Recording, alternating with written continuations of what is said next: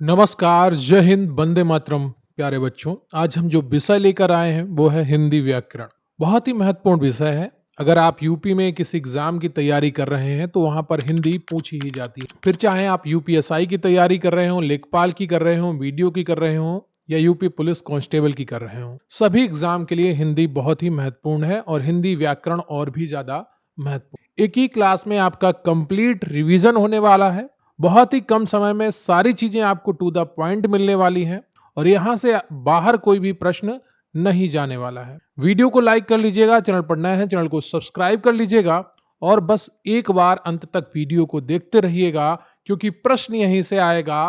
पढ़ते रहेंगे आप मेरे साथ तो आपको यकीन आएगा। मेरा नाम है अभिषेक प्रताप सिंह। चलिए शुरू करते हैं। तो भाषा और व्याकरण, भाषा की बात करेंगे। पहले भाषा की परिभाषा क्या है? भाषा वह सार्थक साधन है जिसके द्वारा मनुष्य अपने मन के भावों और विचारों का आदान प्रदान करता है। भाषा के प्रकार कौन कौन से होते हैं? एक मौखिक भाषा होती है। क्या होती है? मौखिक भाषा।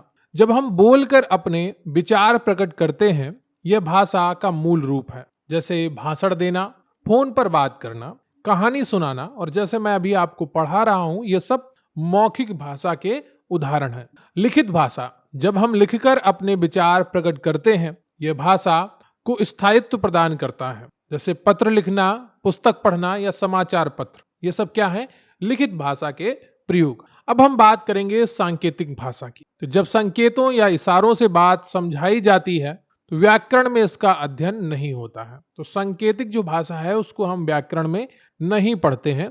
ट्रैफिक पुलिस का इशारा करना, मुक बधिर लोगों की भाषा, तो ये सारी चीजें क्या है? सांकेतिक भाषा में आती हैं। अब हम बात करेंगे हिंदी के विकास के क्रम की। तो हिंदी का जो मूल विकास होता है वो संस्कृत से होता है। उसके बाद पाली आती है और फिर आती है प्राकृत और फिर आती है अपभ्रंश और उसके बाद आती है अवहट और फिर आती है हिंदी। तो ये विकास का ये क्रम याद रखिएगा। कई बार परीक्षाओं में इस क्रम से जुड़े हुए प्रश्न आए हैं। संस्कृत से पाली, पाली से प्राकृत, प्राकृत से अपभ्रंश, अपभ्रंश से अवहट्ट और अवहट्ट से हिंदी आती है। भाषा के विविध रूप होते हैं, जैसे कि राजभाषा। किसी देश के सरकारी कामकाज में प्रयोग होने वाली भाषा राजभाषा कहलाती है। भारत की राजभाषा हिंदी है।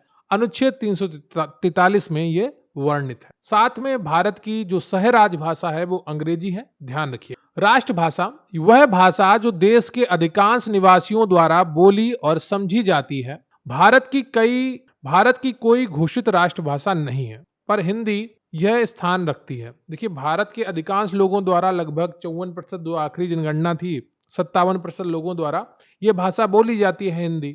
तो उस तरीके से इसको राष्ट्रीय भाषा का दर्जा देने का प्रयास किया जाता है, लेकिन आधिकारिक तौर पर भारत की कोई राष्ट्रभाषा नहीं है। अगर बात करें मानक भाषा का, तो भाषा का सर्वमान्य, शुद्ध और परिनिष्ठित रूप जो शिक्षा और कार्यालयों में प्रयोग होता है, मानक भाषा कहलाता है। तो भाषा का सर्वमान्य रूप जो शुद्ध भी है, परिनिष्ठित भी है और शिक्षा और कार्यालयों में प्रयोग होता है, वो मानक भाषा है। अब हम बात करेंगे बोली की। तो भाषा के क्षेत्रीय रूप को बोली कहते हैं। यह एक सीमित क्षेत्र में बोली जाती है। जब बोली का क्षेत्र बढ़ जाता है तो उसमें साहित्य रचना होने लगती है, तो वह उपभाषा बन जाती है। हिंदी की प्रमुख बोलियां हैं। अब हिंदी, ये बोलियां बदलती कैसे? दो नदियां, दो क्षेत्रों के बीच में जब नदियां आती हैं तो आप देखेंगे सामान्यतः आपकी भाषा बदल जाती है। नदी के इस तरफ कोई और बोली होती है और नदी के उस तरफ दूसरी बोली होती है। भाषा नहीं बदलती, बोली बदल जाती है। ठीक है, ये चीज ध्यान रखिएगा। तो पश्चिमी हिंदी खड़ी बोली, ब्रज भाषा, हरियाणवी, बुंदेली और कन्नौजी। पूर्वी हिंदी की अगर बात की जाए तो अवधी आती है, बघेली आती है और छत्तीसगढ़ी आती है। बिहारी में भोजपुरी आती है, मगही आती है और मैथिली आती है। पहाड़ी बोली में गढ़वाली आती है, कुमायूनी आती है और मंडियाली आती है। राजस्थानी में मारवाड़ी आती है, जयपुरी आती है, मेवाती आती है और मालवी आती है। तो इनको ध्यान रखिएगा, कई बार परीक्षाओं में पूछे गए हैं। विशेष तौर पर पश्चिमी हिंदी, पूर्वी हिंदी और बिहारी हिंदी। पश्चिमी हिंदी में खड़ी बोली, ब्रिजभाषा, हरियाणवी, बुंदेली और कन्नौजी। पूर्वी हिंदी में अवधी, बघेली, छत्तीसगढ़ी। बिहारी में आती है भोजपुरी, मगही और मैथिली। अगर लिपि की बात की जाए तो मौखिक ध्वनियों को लिखित रूप देने के लिए जिन चिन्हों का प्रयोग किया जाता है वे लिपि कहलाते हैं। हिंदी की लिपि देवनागरी है, जिसका विकास ब्राह्मी लिपि से हुआ है। यह बाईं से दाईं ओर लिखी जाती है। विभिन्न भाषाओं की लिपियां हिंदी, संस्कृत, मराठी, देवनागरी लिपि में लिखी जाती है। अंग्रेजी, फ्रेंच, जर्मन ये रोमन लिपि में लिखी जाती है। पंजाबी गुरमुखी लिपि में लिखी जाती है। उर्दू, अरबी, फारसी, फारसी और अरबी लिपि में लिखी जाती है। अब हम बात करेंगे व्याकरण की, जो आज हमारा महत्वपूर्ण विषय रहने वाला है। उम्मीद करता हूं आपने वीडियो को लाइक कर लिया होगा। अगर नहीं किया है तो कृपया लाइक करिए, चैनल को सब्सक्राइब करिए। आपका एक लाइक, आपका एक सब्सक्राइब हमें लगातार प्रेरित करता है कि आपके लिए अच्छे से अच्छा कंटेंट लेकर। वीडियो में अंत तक बने रहिएगा। बहुत ही कम समय में बहुत ही शानदार आपका रिवीजन होने वाला है। व्याकरण वह शास्त्र है जो हमें किसी भाषा को शुद्ध रूप से बोलना, लिखना और पढ़ना सिखाता है। इसके मुख्य 3 अंग हैं। एक है वर्ण विचार, दूसरा है शब्द विचार और तीसरा है वाक्य विचार। तो जो व्याकरण है किसी भाषा की, वो 3 चीजों पर आधारित होती है: वर्ण विचार, शब्द विचार और वाक्य विचार। वर्ण मिला के शब्द बनता है और शब्द मिला के वाक्य बनता है। अब हम बात करेंगे भाषा की इकाइयों की। बहुत ही महत्वपूर्ण है, यहां से भी जुड़े प्रश्न परीक्षाओं में आए हैं। सबसे छोटी इकाई, भाषा की सबसे छोटी इकाई वर्ण या ध्वनि होती। सबसे छोटी सार्थक इकाई, तो भाषा की सबसे छोटी सार्थक इकाई शब्द होती है। सबसे छोटी लिखित इकाई वर्ण होती है और सबसे छोटी मौखिक इकाई ध्वनि होती है। अब हम बात करेंगे वर्ण विचार की, जिसको इंग्लिश में फोनोलॉजी कहते हैं। वर्ण क्या है? भाषा की वह सबसे छोटी ध्वनि जिसके और टुकड़े नहीं किए जा सकते, वर्ण कहलाती है। वर्णों के व्यवस्थित समूह को वर्णमाला कहते हैं। अब हम बात करेंगे हिंदी की मानक वर्णमाला के वर्गीकरण।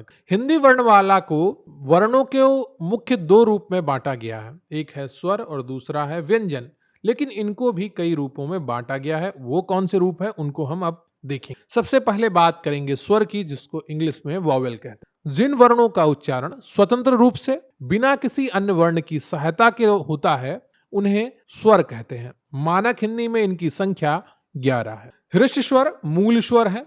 आ, ई, उ और री ये क्या है? हृष्ट स्वर के अंतर्गत आते हैं। इनके उच्चारण में सबसे कम समय लगता है। दीर्घ स्वर में बड़ा आ, बड़ी ई, बड़ा उ, ए, ओ और औ आते हैं। इनके उच्चारण में हृष्ट स्वरों से 2 गुना समय लगता है। प्लुप्त स्वर जैसे ओम, इसमें जो चिन्ह बना है, ये बीच में ये वाला चिन्ह जो 3 की तरह आकार में बना है, हिंदी के 3 आकार का, इसको प्लुप्त स्वर कहते हैं। इसके उच्चारण में 3 गुना समय लगता है। कहीं पर ये एस आकार का बना हुआ आपको मिलेगा, किंतु यह मानक हिंदी में प्रयोग नहीं होता है। अब हम बात करेंगे अयोग वहा, नाइदर वोवल और नॉर कॉन्सोनेंट, यानी कि जो स्वर भी नहीं है और व्यंजन भी नहीं। ये वर्ण ना तो स्वर है और ना ही व्यंजन है। ये स्वरों के बाद आते हैं और स्वतंत्र रूप से प्रयोग नहीं होते। ये 2 हैं। एक है अनुस्वार, इसका उच्चारण नाक से होता है, जैसे अंक, कंस, पंखा।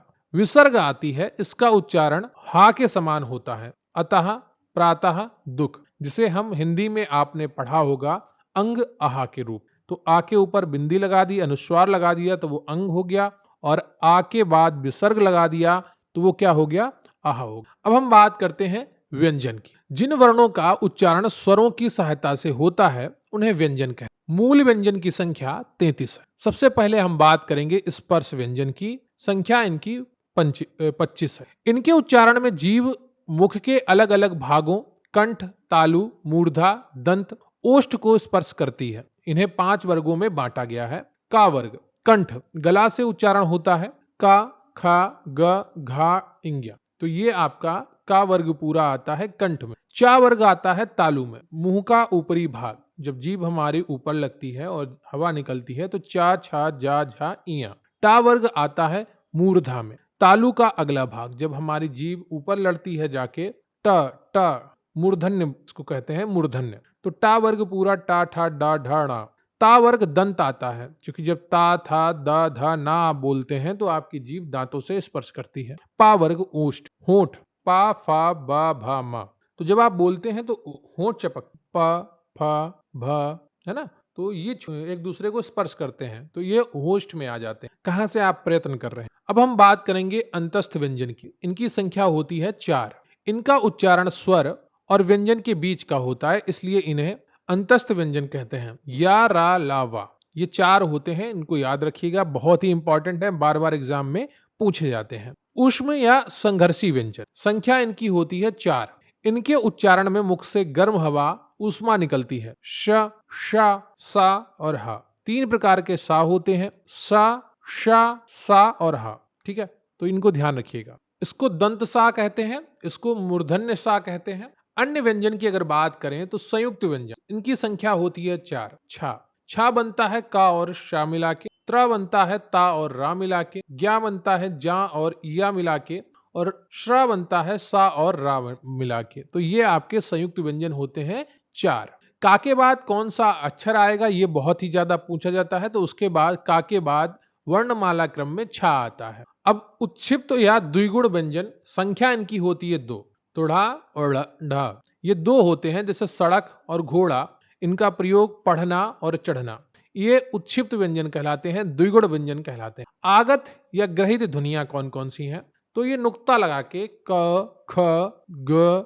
ज, फ, नीचे नुक्ता वाले वर्ण होते, क, ख, ग, ज, फ, ये अरबी फारसी से लिए गए हैं। अंग्रेजी में आ, डॉक्टर, कॉलेज, बाल, तो जो आ की ध्वनि है ये भी अंग्रेजी से आगत ध्वनिया है, ग्रहित ध्वनिया है। अब बात करें कुल मानक वर्ण की संख्या की, तो 11 स्वर हो गए आपके, 2 आयोग वहा हो गए, 33 मूल व्यंजन हो गए, 4 संयुक्त व्यंजन हो गए और 2 द्विगुण व्यंजन हो गए। तो टोटल संख्या हो गई 52। अब हम बात करेंगे स्वरों के वर्गीकरण की। जिह्वा के प्रयोग के आधार पर स्वरों का वर्गीकरण। अग्र स्वर, जिन स्वरों के उच्चारण में जिह्वा का अगला भाग काम करता है वो अग्र स्वर कहलाते हैं। जैसे दोनों ई और ए और अय। मध्य स्वर, जिन स्वरों के उच्चारण में जिह्वा का मध्य भाग काम करता है वो मध्य स्वर कहलाते हैं। इसमें केवल एक आता है, अ, छोटा आ।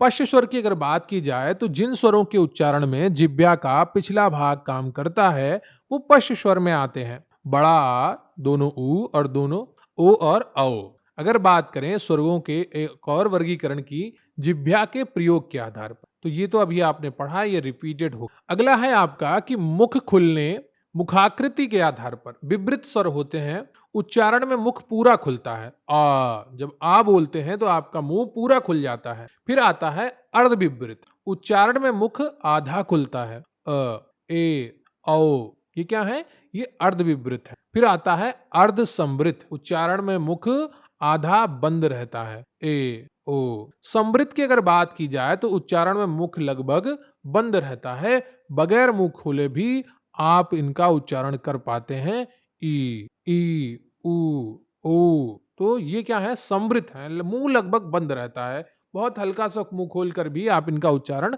कर पाते हैं। अब हम बात करेंगे प्राण वायु के आधार पर व्यंजनों के वर्गीकरण की। तो अल्प प्राण आते हैं, जिन व्यंजनों के उच्चारण में मुख से कम हवा निकलती है वो अल्प प्राण कहलाते हैं। प्रत्येक वर्ग का पहला, तीसरा, पांचवा वर्ण और या, रा, ला, वा अल्प प्राण कहलाते हैं। उम्मीद करता हूं आपने एक बार इनको पढ़ा होगा, तो पहला, तीसरा, पांचवा आप पहचान पाएंगे कि कौन से वर्ण होते। एक बार मैं आपको दिखाऊंगा, लेकिन उससे पहले आप महाप्राण को, जिन व्यंजनों के उच्चारण में मुख से हवा अधिक निकलती वो महाप्राण कहलाते हैं। प्रत्येक वर्ग का दूसरा, चौथा और शा और शा और सा और हा, जितने भी आपके ऊष्म व्यंजन हैं वो महाप्राण में आते हैं।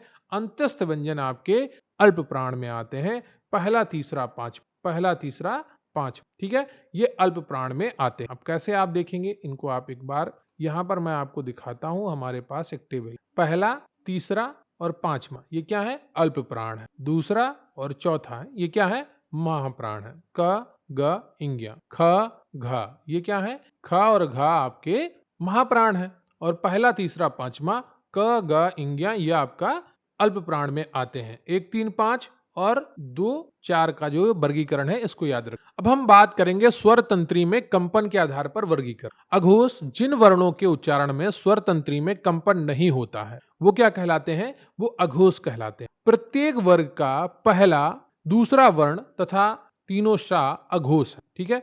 जो प्रत्येक वर्ग का पहला और दूसरा वर्ण, तो कैसे याद रखें, 12 अघोष, ठीक है, और 24 महाप्राण। ये ट्रिक होती है इनको याद करने की, 12 अघोष और 24 महाप्राण। तो ऐसे आप याद रखेंगे तो बहुत आसानी से याद हो पाएगा। घोष या सघोष, बात एक ही है। जिन वर्णों के उच्चारण में कंपन होता है प्रत्येक वर्ग का तीसरा, चौथा, पांचवा वर्ण क्या कहलाता है? घोष या सघोष कहलाता है। सभी स्वर सघोष हैं और या, रा, ला, वा, हा अंतस्थ व्यंजन के साथ में हा भी आपका घोष या सघोष वर्ण है। ठीक है, तो उम्मीद करता हूं आपको ये पूरी चीजें समझ में आ रही होंगी। देखिए, अंत तक बने रहेंगे तो बहुत ही आसानी से समझ में आएंगी। अगर कहीं की जाने की जल्दी में है तो फिर आपको चीजें समझ में नहीं आएंगी। उच्चारण स्थान के आधार पर वर्ण भेद की अगर बात की जाए तो कंठ से क्या क्या बोला जाता है? गले से आ, बड़ा आ, का वर्ग पूरा और हा और विसर्ग। तालब्य की अगर बात की जाए तालु से तो दोनों ई, चा वर्ग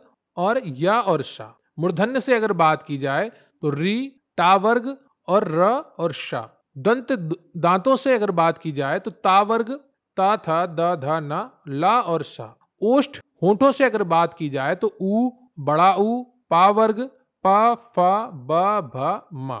नासिक के नाक से अगर बात की जाए तो इंग्या, या, ड़ा, ना, मा और अनुस्वार। पंचमा अक्षर जो है आपका प्रत्येक वर्ग का वो नासिक से उच्चारित होता है, ध्यान रखिए। अब हम बढ़ेंगे संधि की तरफ। अगला जो हमारा टॉपिक है वो है संधि। बहुत ही महत्वपूर्ण है, ट्रिक के साथ करने वाले हैं, बहुत ही आसानी से चीजें आपको समझ में आने वाली हैं। अगर आपने अभी तक वीडियो को लाइक नहीं किया है तो लाइक कर लीजिए, चैनल पर नए हैं तो चैनल को सब्सक्राइब कर लीजिए। संधि की परिभाषा, दो निकटवर्ती वर्णों के मेल से जो विकार या परिवर्तन होता है उसे संधि कहते हैं। संधि के प्रकार, तीन प्रकार की संधि होती है। स्वर संधि, व्यंजन संधि, विसर्ग संधि। स्वर संधि में क्या होता है? दो स्वरों के मेल से होने वाला परिवर्तन स्वर संधि का निर्माण करता है। व्यंजन संधि, व्यंजन के बाद स्वर या व्यंजन आने से होने वाला परिवर्तन व्यंजन संधि का निर्माण करता है। विसर्ग संधि के बाद स्वर या व्यंजन आने से होने वाला परिवर्तन विसर्ग संधि कहलाता है। तो विसर्ग के बाद जब स्वर या व्यंजन आएगा और उससे कोई परिवर्तन उत्पन्न होगा तो वो विसर्ग संधि के तहत आएगा। अब हम बात करेंगे स्वर संधि का विस्तृत वर्गीकरण क्या है। तो स्वर संधि का वर्गीकरण में दीर्घ संधि सबसे पहले आती है, जब दो समान ह्रस्व या दीर्घ स्वर मिलकर दीर्घ हो जाते हैं। ट्रिक क्या है? शब्द के बीच में बड़ा आ, बड़ी ई, बड़ा ऊ की मात्रा आती है। धर्म धन अर्थ, धर्मार्थ हो जाता है। रवि धन इंद्र, रविंद्र हो जाता है। भानुधन उदय, भानुदय हो जाता है। ये किसके उदाहरण है? ये दीर्घ संधि के उदाहरण है। अब हम बात करेंगे गुण संधि। जब अ या बड़ा आ के बाद ई, उ या री आए तो क्या होता है? गुण संधि होता है। शब्द के बीच में ए, ओ की मात्रा या अंत में अर की ध्वनि आती है। नर धन इंद्र, नरेंद्र। आ धन ई बराबर ए। महाधन उत्सव इक्वल टू महोत्सव। आ और उ मिलकर ओ बन गए। देवधन ऋषि, देवर्षि हो गए। ठीक है, तो आ या आ के बाद ई, उ या री आए तो क्या होता है? गुण संधि बन। तो ए ओ की मात्रा होगी या अंत में अर की ध्वनि आती है। देवर्षि आ गया, नरेंद्र आ गया, महोत्सव आ गया। ठीक है, अब हम बात करेंगे वृद्धि संधि। जब आ या आ के बाद ए, ऐ, ओ, औ आए तो शब्द के बीच में ए, औ की दो मात्राएं आती हैं। जैसे एक धन एक, एकाएक महाधन औषधि, महोषध हो गया। ठीक है, तो दो मात्राएं आ रही हैं यहां पर, आप देखिए दो मात्राएं वृद्धि संधि, एक मात्रा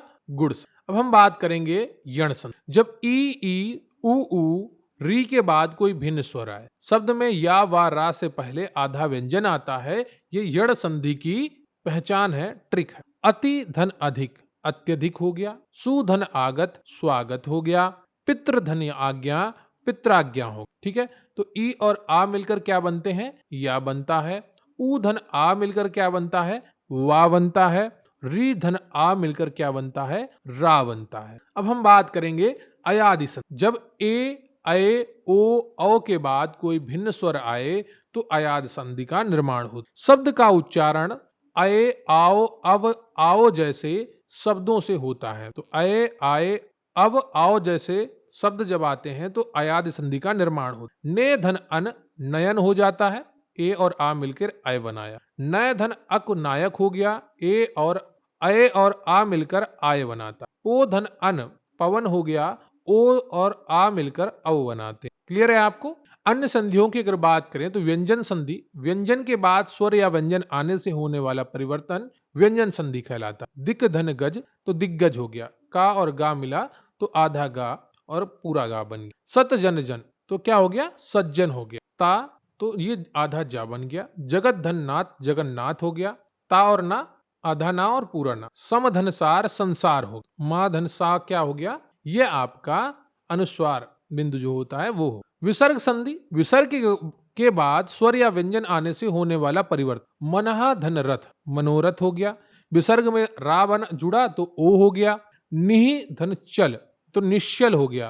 तो विसर्ग में चा आया तो शा बन गया। दुहु धन शासन, तो विसर्ग में शा आया तो वो शा बन गया। नमः धन ते, विसर्ग में ता आया तो शा बन गया। तो ये विसर्ग संधि के नियम है। तो इनको विस्तृत कभी और पढ़ेंगे। अभी संक्षिप्त में हमने आपको कुछ उदाहरण बता दिया कि व्यंजन और विसर्ग संधि किस प्रकार से काम करती है। विस्तृत रूप में पढ़ेंगे तो पूरा रिवीजन क्लास आपको ये संधि पे आ जाएगी, इसलिए इनको अभी हम संक्षिप्त में ही कवर करते हैं। अब हम बढ़ेंगे शब्द विचार की तरफ। यह भी बहुत ही इंपॉर्टेंट टॉपिक है।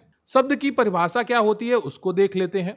एक या एक से अधिक वर्णों से बनी हुई स्वतंत्र सार्थक ध्वनि को शब्द कहें। जैसे कमल, लड़का। शब्दों के भेद क्या होते हैं, तो उत्पत्ति के आधार पर तत्सम शब्द। संस्कृत भाषा के वे शब्द जो हिंदी में बिना किसी परिवर्तन के प्रयोग होते हैं, जैसे अग्नि, सूर्य, क्षेत्र और दुग्ध। तद्भव की अगर बात करें तो संस्कृत के वे शब्द जो रूप बदलकर हिंदी में प्रयोग होते हैं, जैसे आग अग्नि से, सूरज सूर्य से, खेत क्षेत्र से, दूध दुग्ध। ठीक है, तो जो परिवर्तन आ जाता है तो वो तद्भव बन जाता है। देशज शब्द, वे शब्द जिनकी उत्पत्ति का पता नहीं चलता, ये क्षेत्रीय प्रभाव से बने होते हैं, जैसे पगड़ी, लोटा, पेट, खिड़की। विदेशी या आगत, जो शब्द दूसरी भाषाओं से अरबी, फारसी, अंग्रेजी आदि से हिंदी में आए हैं, जैसे स्कूल, डॉक्टर, कानून, औरत, चाय। ये सब क्या है, विदेशी आगत शब्द। अब हम बात करेंगे शब्द निर्माण की। उपसर्ग क्या होता है, वे शब्दांश जो किसी शब्द के आरंभ में जुड़कर उसके अर्थ में विशेषता ला देते हैं, तो वो उपसर्ग कहलाते हैं। जैसे अति धन आचार, अत्याचार हो गया, यहां पर अति उपसर्ग है। प्रधनहार, प्रहार हो गया, यहां पर प्रा उपसर्ग है। तो ये बार बार एग्जाम में पूछा जाता है कि इस शब्द में कौन सा उपसर्ग है, या ये उपसर्ग लगाने से कौन सा शब्द बने। तो उनको उपसर्ग को देखना बहुत ही ज्यादा जरूरी है। आप उसको डिटेल में किताब से पढ़िएगा या कहिएगा कमेंट बॉक्स में, मैं पूरी अलग से वीडियो लेकर आऊंगा उपसर्ग की ट्रिक के साथ, कैसे उसको पहचाने, कैसे उसको करें। अब हम बढ़ेंगे प्रत्यय की तरफ, जिसको सफिक्स कहते हैं। वे शब्दांश जो किसी शब्द के अंत में जुड़कर नया शब्द बनाते हैं, जैसे समाज धन इक, सामाजिक हो गया, यहाँ इक प्रत्यय है। लिख धन आवट, लिखावट हो गया, यहाँ आवट प्रत्यय है। अगर हम बात करें समास की, कंपाउंड की, तो समास की परिभाषा क्या है, दो या दो से अधिक शब्दों को मिलाकर एक नया संक्षिप्त शब्द बनाने की प्रक्रिया को समास कहते हैं। समास के कई प्रकार भी हैं, जैसे अव्ययीभाव समास, जिसमें पहला पद प्रधान होता है या अवयव हो, जैसे यथाशक्ति, शक्ति के अनुसार, प्रतिदिन, हर दिन, आजन्म, जन्म से लेकर। तत्पुरुष समास, जिसमें दूसरा पद उत्तर पद प्रधान होता है और कारक चिन्हों का लोप होता है, जैसे राजपुत्र, राजा का पुत्र, यश प्राप्त, यश को प्राप्त। कर्मधारय समास, जिसमें एक पद विशेषण और दूसरा विशेष्य होता है, जैसे नील कमल, नीला है जो कमल, चंद्रमुख, चंद्रमा के समान मुख। विशेषण और विशेष अगर आप समझ गए तो निश्चित रूप से आप इसको बहुत ही आसानी से कर पाएंगे। तो जब भी कर्मधारय समास में दिक्कत आ रही हो, विशेषण और विशेष को अलग से पढ़िए। द्विगु समास, जिसमें पहला पद संख्यावाचक होता है, जैसे चौराहा, चार राहों का समूह, तिरंगा, तीन रंगों का समूह। बात करें द्वंद्व समास की, तो जिसमें दोनों पद प्रधान होते हैं और विग्रह करने पर और या अथवा लगता है, जैसे माता पिता, माता और पिता, पाप पुण्य, पाप और पुण्य। तो एक दूसरे के विरोधाभासी होते हैं, विपरीत होते हैं द्वंद्व समास में ऐसे शब्द। बहुब्रीहि समास, जिसमें कोई भी पद प्रधान नहीं होता, बल्कि दोनों से मिलकर किसी तीसरे अर्थ का बोध कराते हैं, जैसे दशानन, दस है आनंद जिसके अर्थात रावण। नीलकंठ, नीला है कंठ जिसका अर्थात शिव। ठीक है, नीलकंठ में आपका कर्मधारय समास भी, क्योंकि विशेषण और विशेष यहां पर लागू होता है, लेकिन जब वहां पर बहुब्रीहि समास ऑप्शन में दिया होगा तो फिर आपको बहुब्रीहि है टिक। जब बहुब्रीहि ना दिया हो तब आप कर्मधारय टिक कर पाएंगे, क्योंकि यहां पर नीलकंठ भगवान भोलेनाथ को भी कहा जाता है। अब हम बात करेंगे रूप विचार की। तो संज्ञा क्या है, किसी व्यक्ति, वस्तु, स्थान, जाति या भाव के नाम को संज्ञा कहते। व्यक्तिवाचक संज्ञा, राम, दिल्ली, गंगा, हिमालय, रामायण, ये सब क्या है, व्यक्तिवाचक संज्ञाएं हैं। जातिवाचक संज्ञा, नदी, पर्वत, लड़का, शहर, पुस्तक, ये क्या है, जातिवाचक संज्ञाएं हैं। भाववाचक संज्ञा क्या है, मिठास, क्रोध, बचपन, सुंदरता, प्रेम। तो आप भाव किस प्रकार से प्रकट करते हैं, वो भाववाचक संज्ञा का प्रयोग है। समूहवाचक संज्ञा सेना, कक्षा, भीड़, गुच्छा, दल, जहां दो से अधिक लोग दिखे वो समूहवाचक संज्ञा होती है। सेना में कितने लोग होंगे, बहुत सारे लोग होंगे। कक्षा में कितने बच्चे होंगे, बहुत सारे बच्चे होंगे। भीड़ में कितने लोग होंगे, बहुत सारे लोग हैं। गुच्छे में कितने फूल हैं, बहुत सारे फूल हैं। दल में कितने लोग हैं, बहुत सारे लोग हैं। तो क्या है, ये समूह की बात कर रहे हैं। द्रव्यवाचक संज्ञा सोना, घी, पानी, चांदी, तेल, पेट्रोल, ये सब क्या है, द्रव्यवाचक है, द्रव्य की बात कर रहे हैं। अब हम बात करेंगे भाववाचक संज्ञा का निर्माण कैसे होता है। जातिवाचक से, बूढ़ा एक जाति है लेकिन बुढ़ापा भाववाचक संज्ञा है। बच्चा एक जाति है, बचपन भाववाचक संज्ञा है। सर्वनाम से अगर अपना सर्वनाम है लेकिन अपनापन भाववाचक संज्ञा है। मम क्या है, सर्वनाम है। ममता क्या है, भाववाचक संज्ञा है। विशेषण मीठा है और यह आपका मिठास भाववाचक संज्ञा है। सुंदर आपका विशेषण है लेकिन सुंदरता आपका भाववाचक संज्ञा है। हमारा अगला टॉपिक है सर्वनाम, प्रोनाउन जिसको अंग्रेजी में कहते हैं। संज्ञा के स्थान पर प्रयोग होने वाले शब्दों को सर्वनाम कहते हैं। जैसे वह होता है, मैं होता हूं, हम होते हैं, तुम होते हो, ये सब क्या है, सर्वनाम होते। पुरुषवाचक सर्वनाम क्या होते हैं, इसको तीन प्रकार से बांटा गया है पुरुषवाचक सर्वनाम को। उत्तम पुरुष, मध्यम पुरुष और अन्य पुरुष। उत्तम पुरुष में मैं और हम आता है। मध्यम पुरुष में तू, तुम और आप आता है। अन्य पुरुष में वह और वे आते हैं। ये क्या है, ये पुरुषवाचक सर्वनाम के प्रकार है।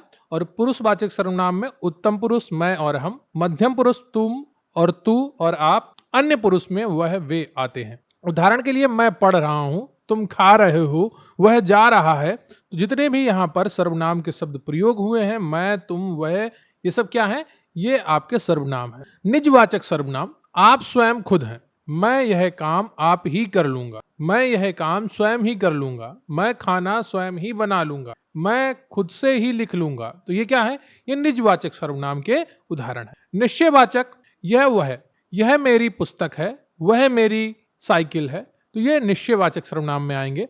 अनिश्चयवाचक सर्वनाम की अगर बात की जाए तो कोई, कुछ, बाहर कोई खड़ा है, कुछ सामान ले आओ, ये सब क्या है, अनिश्चयवाचक सर्वनाम है। प्रश्नवाचक सर्वनाम में आता है कौन, क्या, कहां। तुम क्या खा रहे हो, तुम कहां जा रहे हो, तुम किससे मिलने जा रहे हो, ये सब क्या है, प्रश्नवाचक सर्वनाम में कौन, किससे, क्या, कहा, कहां।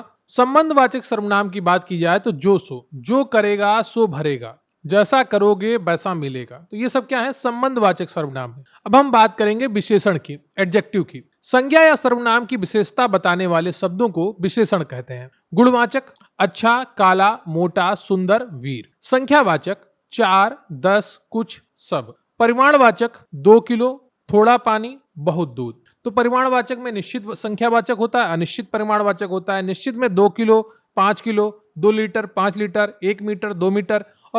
और अनिश्चित जो परिमाणवाचक होता है उसमें थोड़ा पानी, बहुत पानी, कुछ चीजें, तो ये उसमें आता है। सार्वनामिक संकेतवाचक, यह घर, वह लड़का, कोई व्यक्ति। अगला जो टॉपिक है वो है क्रिया और काल। जिस शब्द से किसी काम के करने या होने का बोध हो उसे क्रिया कहते हैं। कर्म के आधार पर क्रिया को 2 भागों में बांटा गया है। सकर्मक क्रिया, क्रिया जिसका कर्म होता है। जैसे राम पुस्तक पढ़ता है, तो राम यहाँ पर करता है और पुस्तक और पढ़ता, तो पढ़ता क्रिया का यहाँ पर कर्म क्या है, पुस्तक है। माँ खाना बनाती है, बनाती का कर्म क्या है, खाना है। अकर्मक क्रिया, क्रिया जिसका कर्म नहीं होता है। पक्षी उड़ते हैं, क्या उड़ता है, आप नहीं बता पाएंगे। बच्चा रोता है, क्या रोता है, आप नहीं बता पाए। कौन रोता है, कौन उड़ता है, तो इसका उत्तर कौन से मिलता है, अकर्मक क्रिया में। क्या पढ़ता है, सकर्मक क्रिया में क्या से उत्तर मिलता। रचना या प्रयोग के आधार पर क्रिया के भेद। सामान्य क्रिया, जब वाक्य में एक ही क्रिया पद का प्रयोग हो, जैसे मोहन गया, मैंने पढ़ा। संयुक्त क्रिया, जब 2 या 2 से अधिक क्रियाएं मिलकर एक पूर्ण क्रिया बनाती हैं, जैसे वह घर पहुंच गया, तुम खाने लगे, तुम खरीद कर लाए। प्रेरणार्थक क्रिया, जब कर्ता स्वयं काम न करके किसी दूसरे को काम करने के लिए प्रेरित करता है, तो वहां पर प्रेरणार्थक क्रिया होती है। माँ ने बच्चे को नौकरानी से दूध पिलवाया, मैंने नाई से बाल कटवाए। तो ये क्या है, ये प्रेरणार्थक क्रिया है। कटवाए, बनवाए, पिलवाया, खिलवाया। नाम धातु क्रिया, संज्ञा, सर्वनाम या विशेषण शब्दों से बनने वाली क्रिया। बात से बतियाना, गर्म से गरमाना, अपना से अपनाना। पूर्वकालिक क्रिया, जब कर्ता एक क्रिया समाप्त कर तत्काल दूसरी क्रिया आरंभ करता है तो पूर्वकालिक क्रिया होती है। वह नहाकर पढ़ने बैठा, वह सामान चुराकर भाग गया, वो खाना खाकर खेलने गया। तो ये सब क्या है? ये पूर्वकालिक क्रिया के उदाहरण हैं। अब हम बात करेंगे काल और काल के भेद की। भूतकाल, भूतकाल का एक प्रकार होता है सामान्य भूतकाल। तो ये क्रिया सामान्य रूप से भूतकाल में हुई होती है। सीता गई, राम गया, मोहन खाया।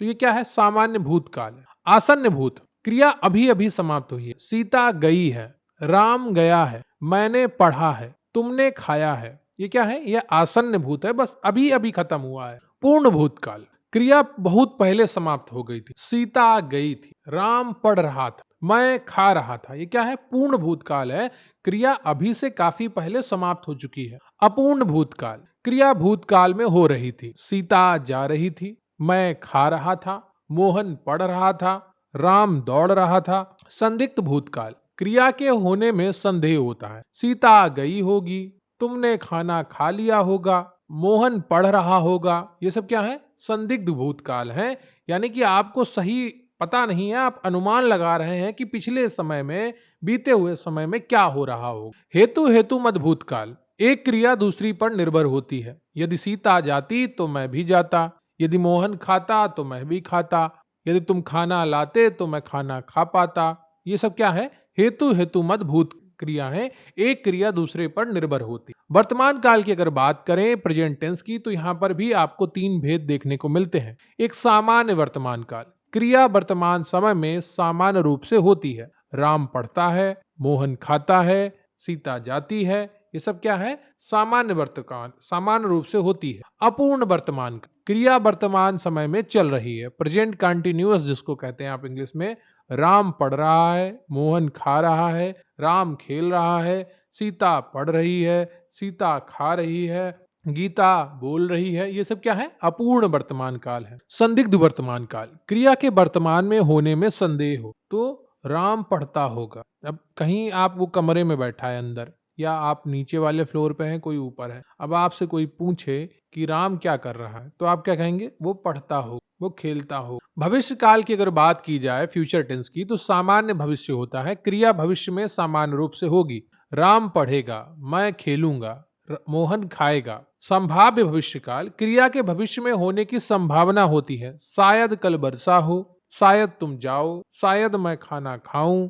अगला जो हमारा टॉपिक है वो है वाच्य, वॉइस। क्रिया का वह रूप जिससे है पता चले कि वाक्य में कर्ता, कर्म या भाव में से किसकी प्रधानता है, उसे वाच्य कहते हैं। तो यहाँ पर प्रधानता को पता करना वाच्य कहला। कर्ती वाच्य जिसको कहते हैं एक्टिव वॉइस, जब क्रिया का संबंध सीधे कर्ता से। राम पत्र लिखता है, मोहन खाना खाता है, सीता पतंग उड़ाती। तो क्या है यहाँ पर? कर्ती वाच्य, कर्तृ। कर्मवाच्य की अगर बात की जाए, पैसिव वॉइस, जब क्रिया का संबंध कर्म से हो। राम द्वारा पत्र लिखा जाता है, सीता द्वारा खाना बनाया जाता है। तो यहाँ पर क्या है? द्वारा जैसे शब्द आते हैं, से द्वारा, के द्वारा। भाववाच्य, तो जब क्रिया का संबंध कर्ता या कर्म से ना होकर भाव से हो। यह प्राय अकर्मक क्रिया से बनता है और असमर्थता प्रकट करता है। मुझसे चला नहीं जाता, यानी कि वो करने योग्य नहीं है।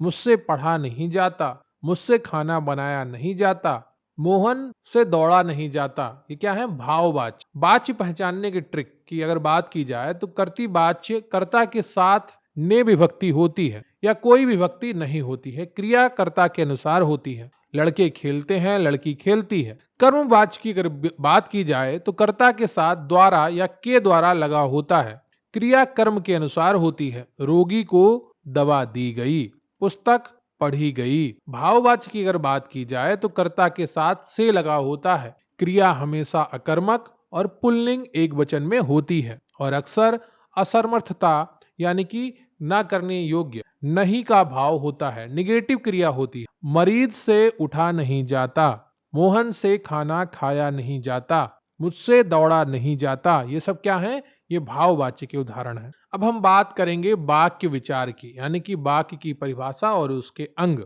तो शब्दों का वह व्यवस्थित समूह जिससे एक पूर्ण अर्थ प्रकट होता है, वाक्य कहलाता है। उद्देश्य क्या है इसका? सब्जेक्ट। तो वाक्य में जिसके बारे में कुछ कहा जाए वो उद्देश्य होता है, वो सब्जेक्ट होता है। मेहनती लड़का सफल होता है, तो ये क्या है? ये उद्देश्य है। विधेय की अगर बात की जाए, प्रेडिक्टिव, प्रेडिकेट, तो उद्देश्य के बारे में जो कुछ कहा जाए वो विधेय होता है। मेहनती लड़का सफल होता है, तो यहाँ जो सफल होता है ये आपका विधेय है और मेहनती लड़का जो है ये आपका उद्देश्य है। रचना के आधार पर वाक्य की भेद की अगर बात की जाए तो सरल वाक्य, इसमें एक ही उद्देश्य और एक ही विधेय होता है। सूर्योदय होने पर कुहासा जाता रहा, वर्षा हो रही है। तो वर्षा यहाँ पर उद्देश्य है और हो रही विधेय है। इसमें केवल एक ही मुख्य क्रिया होती है, कोई योजक शब्द नहीं होता है। ये इसकी ट्रिक है किसकी? सरल वाक्य। अब हम बात करेंगे संयुक्त वाक्य की। इसमें दो या दो से अधिक स्वतंत्र उपवाक्य होते हैं जो योजकों और या इसलिए से जुड़े होते हैं। वह सुबह गया और शाम को लौट आया। तो ये क्या है? ये संयुक्त वाक्य है। दो वाक्य जुड़े हैं योजक शब्दों से, और या, इसलिए, पर, लेकिन, किंतु, परंतु, प्रिय बोलो पर असत्य नहीं। ट्रिक क्या है? योजक हटाने पर भी दोनों वाक्य अपना स्वतंत्र अर्थ देते हैं। प्रिय बोलो, असत्य नहीं। वह सुबह गया, शाम को लौटा। ठीक है, योजक अगर आप हटा भी देंगे तो यहाँ कुछ विशेष फर्क नहीं पड़ेगा। मिश्र वाक्य, इसमें एक प्रधान उपवाक्य होता है और एक या अधिक आश्रित उपवाक्य। शिक्षक ने बताया कि कल स्कूल में छुट्टी होगी। जो छात्र परिश्रम करते हैं वे ही सफल होते हैं। तो एक दूसरे पर टिके होते हैं। क्या होते हैं? शिक्षक ने बताया, तुरंत आप पूछेंगे क्या बताया? कल स्कूल में छुट्टी होगी। जो छात्र परिश्रम करते हैं वे ही सफल हो। ट्रिक क्या है? इसमें जोड़े वाले योजक होते हैं, जैसा, वैसा, जब, तब, या, की, क्योंकि जैसे शब्द होते हैं। अब हम बात करेंगे विराम चिन्ह एवं वर्तनी की। उम्मीद करता हूं आपको वीडियो पसंद आ रही होगी और आपने वीडियो को लाइक कर लिया होगा। अगर नहीं किया है तो तुरंत लाइक करिए और चैनल को सब्सक्राइब करिए। बहुत ही मेहनत के साथ ये कंटेंट आपके लिए लाया गया है। कम से कम समय में आप ज्यादा से ज्यादा रिवीजन कर। पूर्ण विराम की अगर बात की जाए तो वाक्य समाप्ति पर होता है। अल्प विराम की बात की जाए तो थोड़ी देर रुकने के लिए प्रयोग होता है। अर्ध विराम की बात की जाए तो अल्प विराम से अधिक और पूर्ण विराम से कम रुकने के लिए प्रयोग में लाया जाता है। प्रश्नवाचक की अगर बात की जाए तो प्रश्न पूछने पर, विस्मयादिबोधक, हर्ष, शोक, घृणा व्यक्त करने पर प्रयोग में लाया जाता है। योजक चिन्ह दो शब्दों को जोड़ने के लिए प्रयोग में लाया जाता है, जैसे माता पिता। अक्सर इनको विपरीत अर्थक शब्दों के लिए जोड़ने के लिए प्रयोग में लाया जाता है। उद्धरण चिन्ह किसी के कथन को ज्यों का त्यों लिखने के लिए प्रयोग में लाया जाता है। अब हम बात करेंगे काव्य सौंदर्य के तत्व कौन कौन। पोएटिक एलिमेंट, रस, बहुत ही इंपॉर्टेंट टॉपिक है, बार बार एग्जाम में पूछा जाता है। काव्य को पढ़ने, सुनने या नाटक देखने से पाठक, श्रोता या दर्शक को जिस आनंद की अनुभूति होती है उसे रस कहते हैं। इसे काव्य की आत्मा भी कहा जाता है। रस के अंग या घटक की बात की जाए तो स्थायी भाव, वे भाव जो मनुष्य के हृदय में स्थायी रूप से विद्यमान रहते हैं, स्थायी भाव कहलाते हैं। विभाव, स्थायी भाव को जगाने वाले कारण, जैसे आलंबन और उद्दीपन, ये विभाव होते हैं। अनुभाव, स्थायी भाव के जागृत होने पर होने वाली शारीरिक चेष्टाएं, जैसे कांपना, मुस्कुराना। संचारी भाव, मन में कुछ समय के लिए आने जाने वाले भाव जो स्थायी भाव को पुष्ट करते हैं। अब हम बात करेंगे रस के प्रकार और स्थायी भाव और उदाहरण की। मुख्य रूप से 9 रस माने गए हैं, लेकिन बाद में आचार्यों ने 2 और रस, वात्सल्य और भक्ति को शामिल कर इनकी संख्या 11 कर दी। श्रृंगार रस, रति या प्रेम,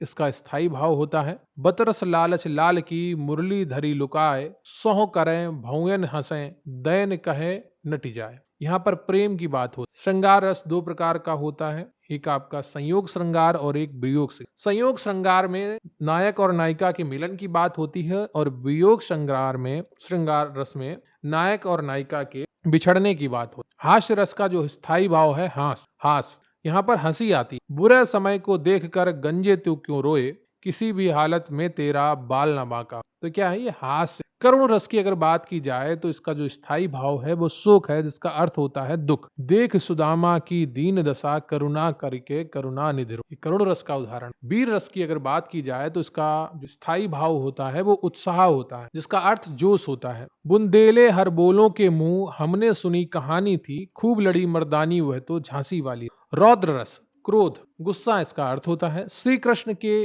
सुन बचन अर्जुन, क्षोभ से जलने लगे, सब सील अपना भूल कर करतल युगल मलने लगे। भयानक रस, भय, डर जिससे पैदा हो। एक ओर अजगरही लखी, एक ओर मृगराय, विकट बटोही बीच ही परियो मूर्छा खाए। विभत्स रस, जुगुत्सा, जहां पर घृणा पैदा हो जाए। सिर पर बैठियो काग आंख, दो खात निकारत, खींचत जिभहि स्यार, अति ही आनंद उर्धारत, सर पे बैठा कौआ आंख निकाल कर खा रहा। तो ये विभत्स दृश्य का दर्शन है। तो जुगुप्सा यहाँ पर हो जाएगा, जुगुप्सा घृणा इसका अर्थ होता है। अद्भुत रस आता है, विस्मय आश्चर्य की बात जहां पर की। अखिल भुवन चर अचर सब, हरि मुख में लखिमातु, चकित भई गदगद वचन, विकसित दृग पुलकात। शांत रस यहाँ पर स्थायी भाव निर्वेद होता है। अक्सर लोग कंफ्यूज हो जाते हैं जहां पर वैराग्य पाए। मन रे तन कागद का पुतला, लागय बूंद बिनस जाए। वात्सल्य रस, वत्सलता स्नेह जो दिखाती है, माता अपने बच्चे को दिखाती है। किलकत कहन घुटरुवन आवत, मणिमय कनक नंद कै आंगन, बिंब पकरिवय धावत। भक्ति रस, भगवत रति, मेरे तो गिरधर गोपाल दूसरा न। तो ये आपके रस कंप्लीट। अगला जो हमारा महत्वपूर्ण टॉपिक है वो है छंद। वर्णों या मात्राओं की नियमित संख्या के विन्यास से यदि कविता में लय और संगीतात्मक उत्पन्न होती है, संगीतात्मकता उत्पन्न होती है, तो उसे छंद कहते हैं। ये छंद की परिभाषा। छंद के अंग याद करना बहुत ही ज्यादा जरूरी है, परीक्षाओं में अक्सर पूछ लिया। चरण या पद, छंद की प्रत्येक पंक्ति को चरण कहते हैं। वर्ण और मात्रा, वर्ण अक्षर है और मात्रा उच्चारण में लगने वाला समय है। यति, पढ़ते समय जहां थोड़ा विराम लिया जाए उसे यति कहते हैं, और छंद को पढ़ते समय प्रवाह की लय को गति कहते हैं। तुक, चरण के अंत में आने वाली वर्णों की समानता तुक कहलाती। मात्रा के गिनने की नियम की अगर बात की जाए तो हृष्य स्वर जितने भी हैं, आ ई उ री की मात्रा एक होती है, इन्हें लघु कहते हैं। दीर्घ स्वर आ ई बड़ा उ ए ऐ ओ औ और अनुस्वार विसर्ग युक्त वर्ण की दो मात्राएं होती हैं जिन्हें गुरु पद कहते हैं। प्रमुख मात्रिक छंदों की अगर बात की जाए तो हम प्रारंभ करेंगे दोहा से। यह अर्धसम मात्रिक छंद होता है। इसके पहले और तीसरे चरण में 13-13 मात्राएं होती हैं, दूसरे और चौथे चरण में 11-11 मात्राएं होती। ठीक है, दूसरे चौथे में 11-11, तो 13-11 13-11 ध्यान रखिए। श्री गुरु चरण सरोज रज, निजमन मुकुर सुधारि, वरनौ रघुवर बिमल जसु, जो दायक फल। ये दोहा का उदाहरण। अगला जो है आपका वो है सोरठ। ये दोहे का ठीक उल्टा होता है। इसके पहले और तीसरे चरण में 11-11 मात्राएं होती हैं, दूसरे और चौथे चरण में 13-13 मात्राएं होती हैं, यानी कि 11-13 जो सुमिरत सिद्धि होई, गणनायक करि बरवदन, करहु अनुग्रह सोई, बुद्धि राशि शुभ गुण सदन। अगली जो आपका छंद है वो है चौपाई। यह सममात्रिक छंद है। इसके प्रत्येक चरण में 16 मात्राएं होती हैं। जय हनुमान ज्ञान गुण सागर, जय कपीसित लोक उजागर, रामदूत अतुलित बल धामा, अंजन पुत्र पवन। अगला जो हमारा छंद है वो है रोला। ये भी एक सममात्रिक छंद है। इसके प्रत्येक चरण में 24 मात्राएं होती हैं तथा 11 और 13 मात्राओं पर यति होती है। जो जग हित पर प्राण निछावर है कर पाता, जिसका तन है किसी लोक हित में लग जाता। ये इसका उदाहरण है रोला का। अगला जो छंद है वो है हरगीतिका। यह सममात्रिक छंद है। प्रत्येक चरण में इसके 28 मात्राएं होती हैं और 16 और 12 पर यति होती। बरवै की अगर बात की जाए तो ये एक अर्ध सममात्रिक छंद है। इसके विषम चरणों पहले और तीसरे में 12-12 और सम चरणों दूसरे और चौथे में 7-7 मात्राएं होती हैं। कुंडलियां, यह विषम मात्रिक छंद है। यह एक दोहा और एक रोला के मेल से बनता है। जिस शब्द से शुरू होता है उसी पर यह समाप्त होता है। छप्पै की अगर बात की जाए तो यह विषम मात्रिक छंद है। यह रोला के 4 चरणों और उल्लाला के 2 चरणों से मिलकर बनता है। अब हम बात करेंगे अलंकार की, और सबसे पहले प्रारंभ करेंगे शब्दालंकार। अनुप्रास अलंकार की अगर बात करें तो जब किसी वर्ण की आवृत्ति बार बार होती है तो वहां पर अनुप्रास अलंकार होता है। जैसे तरणी तनुजा तट तमाल तरुवर बहुछाय, यहाँ पर ता वर्ण की आवृत्ति कई बार हुई है। अगला उदाहरण है चारु चंद्र की चंचल किरणें। चा वर्ण की आवृत्ति कई बार हुई है। अगला जो हमारा अलंकार है वो है यमक अलंकार। जब एक ही शब्द एक से अधिक बार आए और हर बार उसका अर्थ भिन्न हो तो वहां पर यमक अलंकार होता है। जैसे कनक कनकते सौगुनी मादकता अधिकाय, या खाए बहुराय जग बा पाए बहुराय। तो कनक यहाँ पर सोना, और कनक का एक अर्थ है धतूरा। सोना पाकर आदमी पगला जाता है और धतूरा पाकर भी खाकर आदमी पगला जाता है। तो उसका अर्थ है कि पैसे का घमंड हो जाता, धन का घमंड हो जाता है तो पागल हो जाता है आदमी। काली घटा का घमंड घटा। घटा यानी कि बादल और घटा यानी कि कम, तो काली घटा का घमंड घटा। तो पहला घटे का अर्थ है बादल और दूसरे घटा का अर्थ है कम होना। अगला है हमारा श्लेष अलंकार। बहुत ही इंपॉर्टेंट है, बार बार एग्जाम में पूछा जाता है। जब एक ही शब्द के एक से अधिक अर्थ निकलते हो तो वहां पर श्लेष अलंकार होता है। जैसे कि रहीमन पानी राखिए, बिन पानी सब सून, पानी गए न उबरे मोती मानुष चून। पानी के अर्थ चमक, सम्मान और जल से है। यहाँ मनुष्य के लिए पानी का अर्थ है सम्मान, और मोती के लिए पानी का अर्थ है यहाँ पर चमक, और चून के लिए पानी का अर्थ है जल। जो रहीम गति दीप की कुल कपुत गति सोए, बारे उजियारे करे बढ़े अंधेरो हो। यानी कि बारे यानी बचपन जलाने पर उजियारा करता है, और जब वो बढ़ जाता है बड़ा होने पर या बुझने पर तो अंधेरा कर देता है, जो कपूत होता है, घर में पैदा होता है। अब हम बात करेंगे प्रमुख अर्थालंकारों की। उपमा अलंकार, जब किसी व्यक्ति या वस्तु की तुलना किसी दूसरे प्रसिद्ध व्यक्ति या वस्तु से की जाती है तो वहां पर उपमा अलंकार होता है। इसमें सा, सी, से, सम, सरिस जैसे वाचक शब्द आते हैं। देखिए तुलना हो रही है। पीपर पात सरिस मन डोला। क्या? मन की तुलना पीपल से की गई है। पीपर पात सरिस मन डोला। पीपर पात, मन को उपमा दी गई है पीपर के पत्ते की। ठीक है, तो यहाँ पर पीपर पात सरिस मन, सरिस आ गया तो उपमा अलंकार हो गया।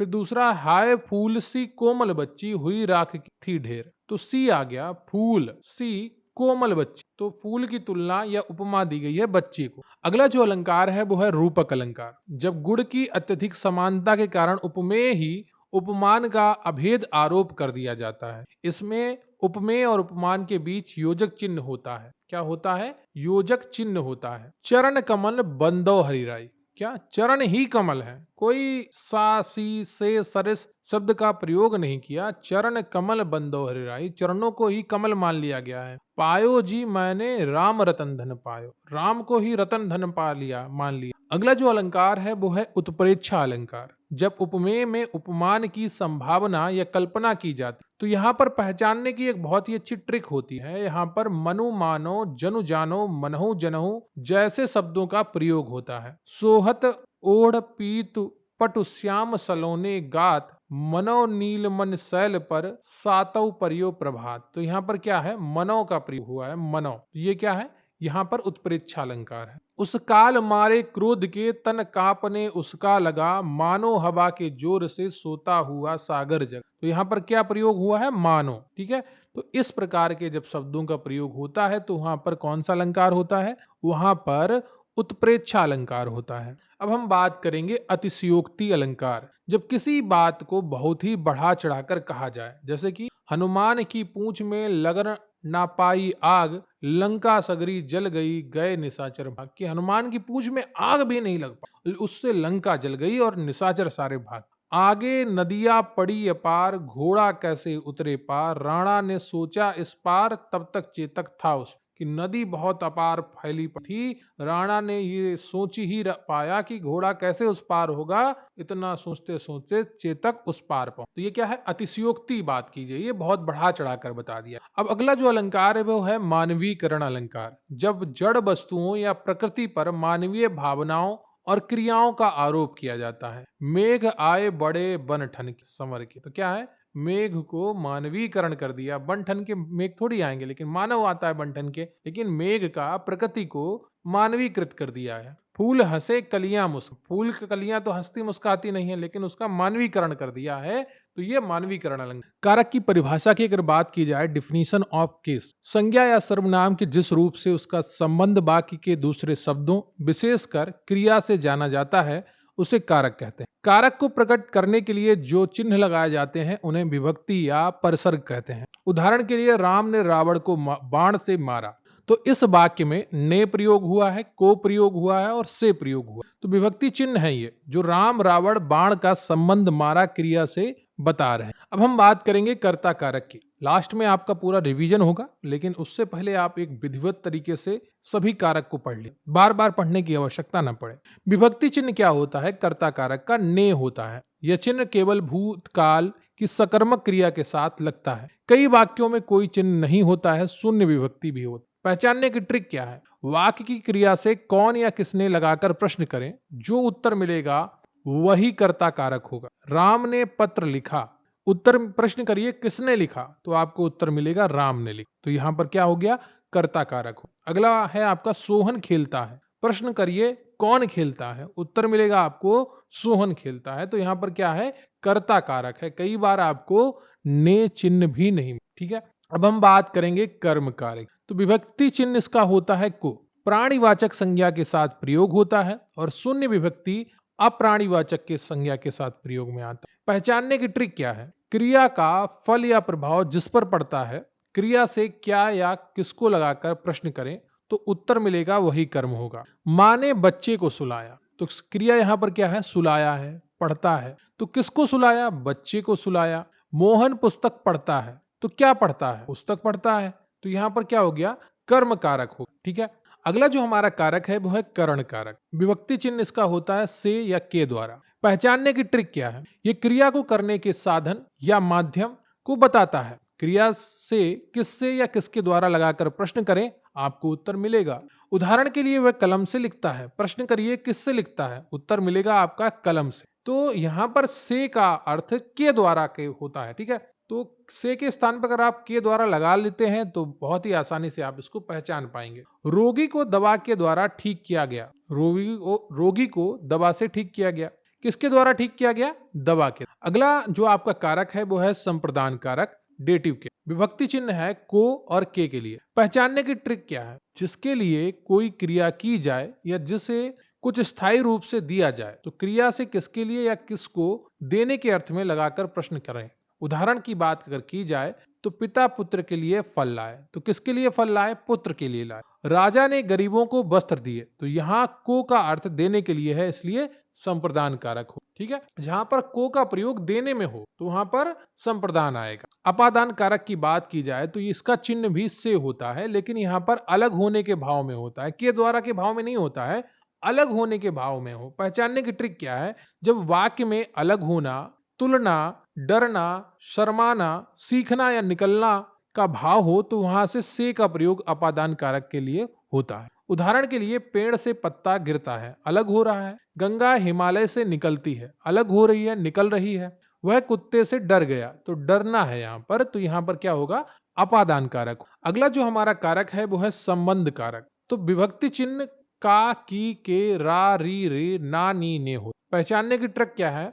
यह एक संज्ञा सर्वनाम का दूसरी संज्ञा सर्वनाम से संबंध बताता है। यह राम का घर है, दशरथ के 4 पुत्र थे, यह मेरी किताब है, मेरा, मेरी, मेरे। तो क्या ये संबंध बता रहे हैं। दशरथ के 4 पुत्र थे। किसके 4 पुत्र थे? दशरथ के। तो पुत्र का संबंध किससे है? दशरथ से। अगला जो कारक है वो है अधिकरण कारक। विभक्ति चिन्ह होता है में पर। पहचानने की ट्रिक क्या है? कि क्रिया के होने स्थान या समय को बताता है। क्रिया से कहां या किस में लगाकर प्रश्न। पक्षी आकाश में उड़ रहे हैं, कहां उड़ रहे हैं? उत्तर आता है आपका आकाश में उड़ रहे। बिल्ली मेज पर बैठी है, कहां बैठी है?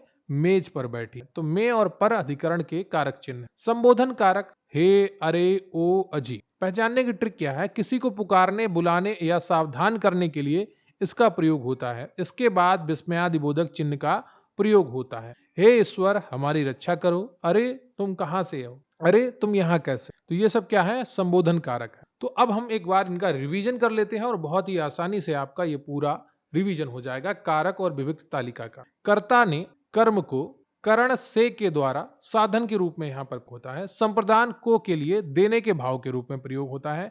अपादान यहां पर से प्रयोग होता है, करण में भी से प्रयोग होता है, लेकिन वहां का से के द्वारा अर्थ देता है, यहां पर अलग होने का भाव देता है अपादान में। संबंध में का, की, के, रा, री, रे आता है, और अधिकरण में पर आधार आता है। ठीक है। आधार किसके आधार पर, कहां पर रखा है। और संबोधन हे, अरे, ओ आता है। ठीक है। तो ये आपके कारक के विभक्ति चिन्ह है, इनको याद कर लीजिए। कर्ता ने कर्म को करण से के द्वारा साधन के रूप में, संप्रदान को के लिए देने के भाव के रूप में, अपादान से अलग होने के रूप में, संबंध का, की, के, रा, री, रे, अधिकरण में पर आधार पर, और संबोधन हे, अरे, ओ। तो ये आपका कंप्लीट होता है कारक विभक्ति चिन्ह।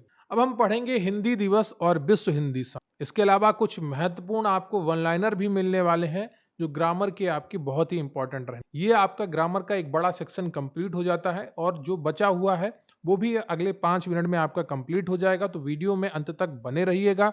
वीडियो को लाइक कर लीजिएगा, चैनल पर नए हैं चैनल को सब्सक्राइब कर लीजिए। हिंदी दिवस और विश्व हिंदी सम्मेलन। राष्ट्रीय हिंदी दिवस 14 सितंबर को मनाया जाता है, क्योंकि इस दिन संविधान ने हिंदी को राजभाषा के रूप में अपनाया था। विश्व हिंदी दिवस 10 जनवरी को मनाया जाता है। प्रथम विश्व हिंदी सम्मेलन 10 जनवरी 1975 को नागपुर में हुआ था। विश्व हिंदी दिवस की शुरुआत 10 जनवरी 2006 में मनमोहन सिंह सरकार द्वारा की गई। पहले 4 विश्व हिंदी सम्मेलन के स्थान नागपुर, मॉरिशस, भारत और मॉरिशस था। अब हम बात करेंगे भाषा परिवार की। भारत में हिंदी के 2 प्रमुख परिवार हैं। एक है भारोपीय परिवार, भारत में 73% लोग बोलते हैं। समावेश भारत व यूरोप में प्रचलित भाषाएं, उदाहरण हिंदी, रूसी, उर्दू, फारसी, बांग्ला, पंजाबी, जर्मन, फ्रेंच, अंग्रेजी, संस्कृत, ग्रीक। द्रविड़ परिवार की अगर बात की जाए, ये दूसरा परिवार है। यहाँ पर भारत में लगभग 23% लोग द्रविड़ परिवार की भाषाएं बोलते हैं। 73% लोग भारोपीय परिवार की भाषाएं बोलते हैं और द्रविड़ परिवार की भाषाएं भारत के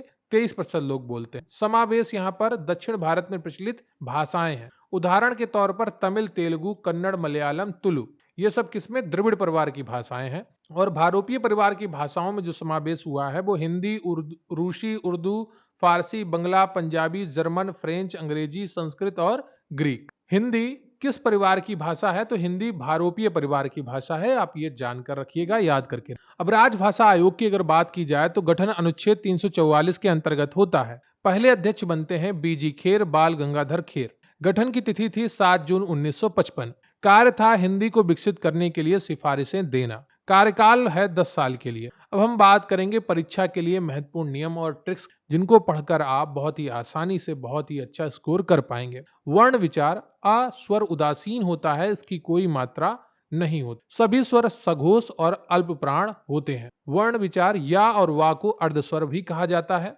रा लुंठित व्यंजन है, जबकि ला पार्श्विक व्यंजन। ये मैंने ऊपर नहीं बताई थी जब आपको स्टार्टिंग में शुरू किया था, यहाँ पर बता रहा हूँ। कुछ चीजें बहुत ही इंपॉर्टेंट मैंने बचा कर रखी थी कि अंत में आपको बताऊंगा, जिनको आप बहुत ही आसानी से याद कर पाएंगे। तो रा लुंठित व्यंजन है और ला पार्श्विक व्यंजन। तीनों सा अघोष है, लेकिन हा सघोष महाप्राण है। शब्द के बीच में आ, ई, उ की मात्रा देखें तो दीर्घ संधि की संभावना होती है। संधि शब्द के ऊपर एक मात्रा ए और ओ की हो तो अंत में, या अंत में अर हो तो गुण संधि होती है। शब्द के ऊपर 2 मात्राएं ए और औ आए तो वृद्धि संधि की पहचान है। या व रा पहले आधा अक्षर आए तो यण संधि की मुख्य पहचान है। पवन, नयन, पावक जैसे सरल 3 अक्षरों वाले शब्द अक्सर अयाद संधि के होते हैं। पहला पद उपसर्ग यथा प्रति आ हो तो अव्ययी भाव समास होता है। विग्रह करने पर कारक चिन्ह का, की, के, में, पर से निकले तो तत्पुरुष समास होता है। पहला पद संख्या हो और समूह का बोध हो तो द्विग समास हो। दोनों पदों के बीच योजक चिन्ह हो और दोनों पद प्रधान हो तो द्वंद्व समास होता है। जब पूरा पद किसी तीसरे अक्सर देवी देवता की ओर संकेत करे तो बहुब्रीहि समास हो। एक पद दूसरे की विशेषता बताए, विशेषण विशेष का काम करें तो कर्मधारय समास होता है। जो शब्द संस्कृत से ज्यों के त्यों प्रयोग में लाए जाते हैं वे तत्सम कहलाते हैं, जैसे अग्नि। जो शब्द संस्कृत से रूप बदल कर आते हैं वे तद्भव कहलाते हैं, जैसे आग। छत्र, ज्ञा, श्रा और शा युक्त शब्द प्रायः तत्सम होते हैं। तो ये ट्रिक है तत्सम पहचानने की। छत्र, ज्ञा, श्रा और श शब्द, इन वर्णों का प्रयोग हो किसी शब्द में तो प्रायः तत्सम होते हैं। चंद्रबिंदु का प्रयोग हमेशा तद्भव शब्दों में होता है। जिसे महसूस कर सकें पर छू न सकें वह भाववाचक संज्ञा है, जैसे बचपन और प्रेम। संज्ञा जब कोई व्यक्तिवाचक संज्ञा गुण के कारण सबके लिए प्रयुक्त हो तो वह जातिवाचक संज्ञा बन जाती है, जैसे देश में जयचंदों की कमी नहीं। सर्वनाम की अगर बात की जाए तो आपका प्रयोग जब स्वयं के लिए हो तो वह निजवाचक होता है। सर्वनाम प्रश्न पूछने के लिए कौन, प्राणी और क्या वस्तु का प्रयोग होता है। विशेषण की अगर बात की जाए तो संज्ञा के ठीक पहले आकर उसकी ओर संकेत करने वाले सर्वनाम को सार्वनामिक विशेषण कहते हैं, वो बन जाते हैं, जैसे वह लड़का। क्रिया, क्रिया से क्या या किसको पूछने पर उत्तर मिले तो क्रिया सकर्मक होती है। जब कर्ता काम खुद ना करके किसी और से काम करवाए तो प्रेरणार्थक क्रिया होती है, जैसे लिखवाना। धातु के अंत में कर या करके लगाने से पूर्वकालिक क्रिया बनती है, जैसे नहाकर, नहा के। अवयव, जिन शब्दों पर लिंग वचन कारक का कोई प्रभाव नहीं पड़ता वे अवयव, जैसे आज और धीरे धीरे। कर्ता के साथ ने चिन्ह प्रयोग कर्तृवाच्य की पहचान है। कर्म के साथ कोक का चिन्ह प्रयोग हो या कर्ता के साथ द्वारा लगाया जाता हो तो कर्मवाच्य हो। वाच्य, क्रिया कर्मक हो और वाक्य में असमर्थता का भाव हो तो भाववाच्य होता है, जैसे मुझसे चला नहीं। वाक्य की अगर बात की जाए तो एक उद्देश्य और एक विधेय वाला वाक्य सरल वाक्य होता है। वाक्य 2 स्वतंत्र वाक्यों को और या इसलिए से जोड़ा जाए तो संयुक्त वाक्य बनता। वाक्य वाक्य दूसरे पर आश्रित हो, और की जो सब जैसा से जुड़ा हो तो मिश्र वाक्य होता है। कारक, अपादान कारक से का अर्थ हमेशा अलग होना होता है, जैसे पेड़ से पत्ता गिरा। कारक, कर्ण कारक से का अर्थ साधन या के द्वारा होता है, जैसे कलम से लिखना। तो कर्ण कारक का जो चिन्ह है वो से होता है, लेकिन वो प्रयोग होता है साधन के रूप में, के द्वारा अर्थ निकलता है, कलम के द्वारा लिखना। अगर उस से के स्थान पर आप के द्वारा का प्रयोग कर पाते हैं तो वो का कर्ण कारक होगा। नदियों के नाम स्त्रीलिंग होते हैं, पर ब्रह्मपुत्र, सोन, सिंधु पुल्लिंग है। पर्वतों और देशों के नाम पुल्लिंग होते हैं। वचन, प्राण, दर्शन, आंसू, हस्ताक्षर, होश शब्द हमेशा बहुवचन में प्रयोग होते हैं। वचन, जनता, वर्षा, पानी, दूध, आग शब्द हमेशा एक वचन में प्रयोग होते हैं। की का प्रयोग संबंध बताने के लिए राम की किताब, और की का प्रयोग दो वाक्यों को जोड़ने के लिए होता है। रा का रेफ रूप कर्म उस वर्ण के पहले बोला जाता है जिस पर वह लगा। जो आपका ये ऊपर लगा है तो कर्म मां से पहले बोला जाएगा, ठीक है, कर्म। रा का पदेन रूप यानी कि जो नीचे से लगता है उस वर्ण के बाद बोला जाता है, जैसे प्रकार पा के बाद आया। और ये आपका रेफ है जो ऊपर से लगा है, तो ये आपका मां से पहले बोला जाता है, ठीक है। विराम चिन्ह, हिंदी में वाक्य समाप्ति पर पूर्ण विराम प्रयोग होता है और फुल स्टॉप का नहीं होता है। अलंकार की अगर बात की जाए तो वर्णों की आवृत्ति अनुप्रास अलंकार, शब्दों की आवृत्ति यमक अलंकार, सास ही सम सरस शब्द उपमा अलंकार की पहचान है। मनु मानो जनु जानो शब्द उत्प्रेक्षा अलंकार की पहचान है। वीर रस का स्थायी भाव उत्साह, रौद्र रस का क्रोध और करुण रस का शोक होता है। इनमें भ्रांति ना हो। उम्मीद करता हूं आपको ये क्लास बहुत ही ज्यादा पसंद आई होगी, जो आपने कंप्लीट किया है हिंदी की महामैराथन क्लास। एक ही क्लास में आपका पूरा रिवीजन करवाया गया है हिंदी के सभी टॉपिक। वीडियो को लाइक कर लीजिएगा, चैनल पर नए हैं चैनल को सब्सक्राइब कर लीजिएगा, अपने दोस्तों के साथ भी इस वीडियो को शेयर करिएगा और कमेंट करके बताइएगा कि आज की ये क्लास आपको कितनी पसंद आई, आपकी तैयारी कैसी चल रही है हिंदी को। उम्मीद करता हूं आपने बहुत ही अच्छे मन से पूरी क्लास को अटेंड किया है। अगर आपने क्लास को कंप्लीट किया है तो कमेंट बॉक्स में अपना नाम, अपने शहर का नाम जरूर लिखिएगा और हमें बताइएगा कि आपको ये क्लास कैसे लगी। देखिए, आपका एक लाइक, आपका एक कमेंट, आपका एक सब्सक्राइब हमारे लिए ऊर्जा का कार्य करता है, हमें मोटिवेट करता है कि हम आपके लिए निरंतर लगातार अच्छे से अच्छा कंटेंट लाते रहें। मिलेंगे फिर किसी अन्य वीडियो में, तब तक के लिए जय हिंद, जय भारत।